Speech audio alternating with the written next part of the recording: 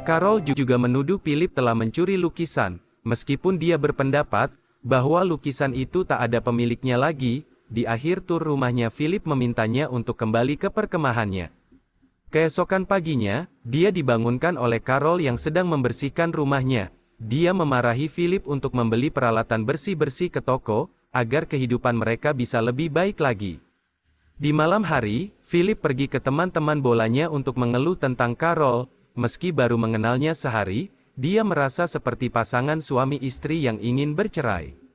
Keesokan paginya, keadaan menjadi lebih buruk. Ketika Carol pindah ke rumah sebelah, dia mencoba untuk mengusir Carol, tapi ia menjadi sangat keras kepala.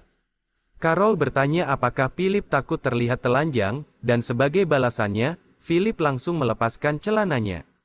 Carol yang melihat gajah kecilnya Philip, jadi berpikir untuk membuat anak, karena Carol pikir, mereka berdua adalah orang terpilih untuk mengisi kembali bumi ini. Namun Philip mengatakan bahwa dia tidak akan pernah tidur dengan Carol, meskipun jika dia adalah wanita terakhir di bumi yang benar dalam kasus ini. Di adegan berikutnya, saat Philip berada di toilet luarnya, Carol mendekatinya untuk membicarakan cara mengalirkan air ke rumah mereka. Dengan begitu, mereka bisa menanam sayur dan buah-buahan.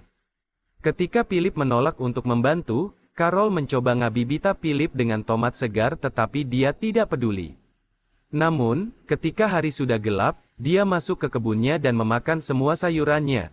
Keesokan paginya, Carol mengetuk pintunya, dan menemukan dia berlumuran sisa tomat.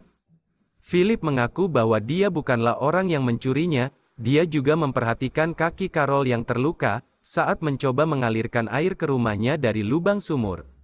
Beberapa hari kemudian, Carol menyerah untuk hidup seperti manusia yang benar. Untuk itu, Carol pun akan membuat toilet yang sama seperti Philip, yaitu di kolam air mancurnya.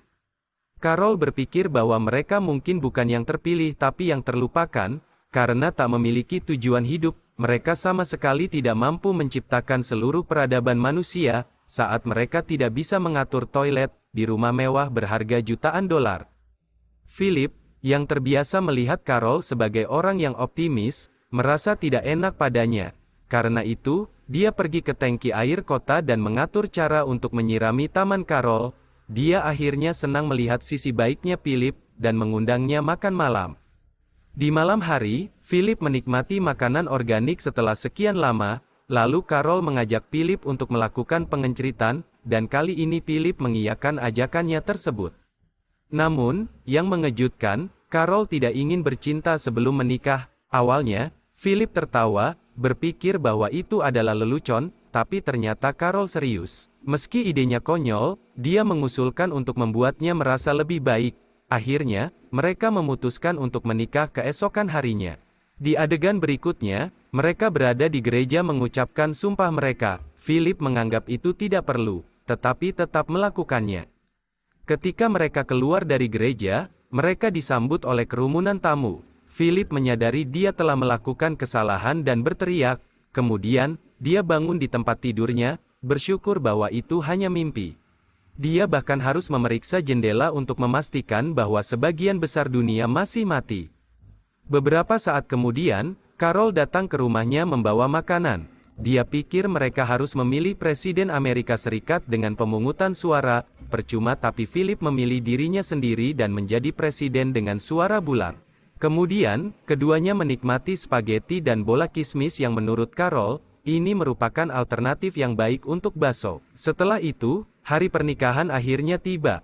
Carol menyiapkan dekorasi dan kue, sementara Philip ditugaskan untuk mendapatkan cincin kawin untuk mereka. Namun, alih-alih mendapatkan cincin, Philip malah mengadakan pesta lajang bersama teman-teman bolanya, membakar semua barang-barang di tempat parkir. Dia bahkan pergi untuk mengucapkan selamat tinggal pada manekin, dan memberitahu bahwa dia akan selalu menjadi cinta dalam hidupnya. Di penghujung hari dia pergi ke gereja, Carol telah menyiapkan radio rekaman yang akan meresmikan pernikahan mereka. Setelah ijab kabul, akhirnya tiba saatnya untuk bertukar cincin, dan saat itulah Carol mengetahui bahwa Philip tak memiliki cincinnya. Carol menyadari bahwa Philip tidak serius untuk melakukan pernikahan ini. Kemudian, Philip mengetuk pintunya mencoba berbicara dengan Carol tetapi dia tidak menjawab. Oleh karena itu,